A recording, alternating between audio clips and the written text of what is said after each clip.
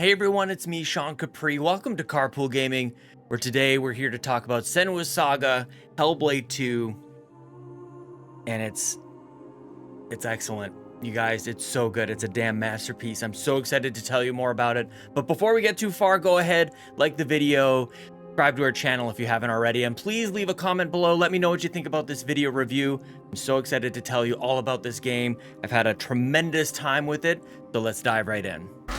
Watch out! Don't let them capture you again! Here's the thing, I'm so nervous about calling this game a masterpiece that I've gone out to go get some drinks before I actually finish up the review, because I feel like my experience with this game was so personal. It rocked me to my core. But I don't know what anybody else thinks about it. So I've got my drinks so we can actually go ahead and talk about this dang game now.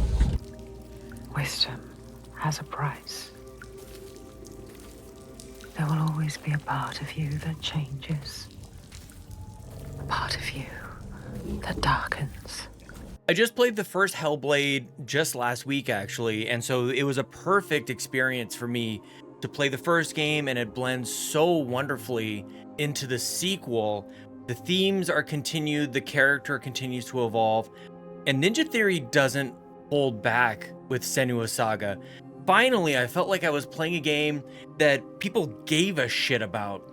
This is something that explores the most extreme themes of vengeance and fear and doubt and triumph and trust.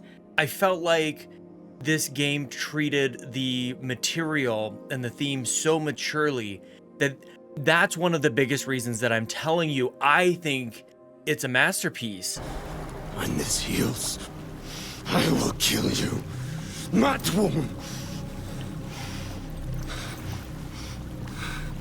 For that, you'll need to stay alive. What I can tell you about Senua Saga is that I feel obliterated after playing this game. There was a moment, really not even halfway through, where it swelled to this climax, and I thought it was the end of the game. I actually messaged some members of Carpool Gaming. I'm like, I think I'm at the end. I'm sure that the credits are gonna roll here, and I'm weeping. I am so moved and impacted by this game in the best way possible that I thought it was done, and I would have been okay with it. And as the game kind of kept going from there, I was like, oh, I kind of hoped that would be the end, and I'm glad it wasn't. The game kept going, and it had more to tell. It had more to show me. I think this game is kind of challenging to review because the best parts of it are things that I actually shouldn't tell you about at all. The things that you will see and are obvious are that the game looks gorgeous. It sounds incredible. The performances here are award worthy. I'm sure we'll be seeing this at the end of the year. But what I want to tell you about, we'll have to wait for a spoiler cast. What happens to Senua in this game as the story carries over from the original? This is how sequels are supposed to go. The game is evolved. It's not transformed. This is still a Hellblade game. You're still going to be doing puzzles. You're going to be lining up some shapes. You're going to be doing some combat in a similar style, but certainly better. And while I'm on that, I just want to say that I feel like typically sword play in games feels kind of weird. It feels like your sword, which is this incredibly sharp blade, should be like cutting into people. It sort of just like bounces off them a couple times. Not with Hellblade. Ninja Theory doesn't hold anything back in the themes, in the brutality of this game. It's not for the faint of heart. There is so much to explore here. So if you're looking for like an airy-fairy kind of like, maybe they won't go there, they absolutely go there. And it's why I appreciate it so much. And so I find it a little bit tricky to do the review here for you because, you know, the best parts of it are kind of intangible. A lot of people are going to be asking about the length. Took me about somewhere around like 9 hours or so. A lot of people are going to be asking about like the fidelity. Like it looks amazing, and I'm not doing it quite justice here. This is a 1080p capture on a stupid YouTube video. Like, you've got to play it yourself. I never noticed the 30 frames per second thing that was like driving the internet crazy before the game released. And I just really hope that people are able to experience this game for what it is and none of the other nonsense that kind of surrounds games right now, and appreciate that Ninja Theory was so bold and courageous to tackle a topic and a condition like living with psychosis so expertly. There is nothing quite like this. It's not a trope. It's sewn into who Senua is, the world around her, how it impacts the cast of characters and the people who live in this land, and it drives her abilities. I think that's incredible to talk about, and I would love to learn a little bit more about it, because I feel like talking about psychosis, I'm a little bit nervous, honestly, to talk to you about that part of this game, because I don't think that I'm equipped enough. All I know is that Senua's hearing voices in her head. She is experiencing reality in a way that the rest of those around her don't. And it's this balance of this, it's this curse, it's a hellacious way of living, but also it's a way for her to progress and to actually end up being the hero. And that sounds like, even as I'm saying, I'm like, that sounds cheesy, but it's not. It's so powerful. It explores themes of trust and betrayal and self-doubt. And even though she has victories along the way, she, especially coming after the first game, this is why you really do have to play the first game. In fact, a community member, Crocokyle, asked in our Discord, I haven't played the first game. Will I miss a lot of what's going on, or is it okay to dive right into?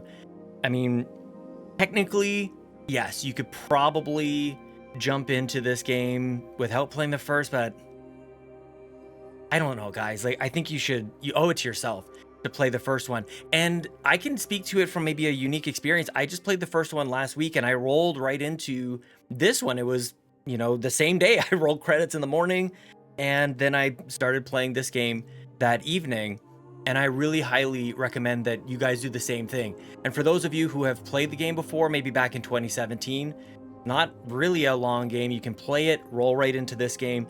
And because the way that it is sewn together, from going from a story in the first one where Senua is literally going to hell to save the soul of her beloved Dillion, to this game, which is really a vengeance story. You wonder where they're going to possibly go from there. The pretty, like the end of the game in the first one, it wraps up pretty nicely. You think, where could they possibly go from here? Now it's a vengeance story. Now it's revenge. And the story and the themes that are brought up there and what Senua faces on this journey, it's so good. So yeah, Crocokyle, I think you should probably play the first one. And speaking of the first one, Blaze Knight asks, how does Hellblade 2 improve on the original? And are there any ways that it falls short of the bar set by the first game? And this is how sequels are supposed to go. Everything is better in this game. The one thing I will say that I kind of miss is we've moved on from like the Norse mythology. We're not really dealing with gods here. It's a little bit different of a landscape. We're now in Midgard, the land of men. And what I kind of love about this is theme that maybe we all kind of know, that man is evil. We don't necessarily need to be battling gods to have the most extreme villain.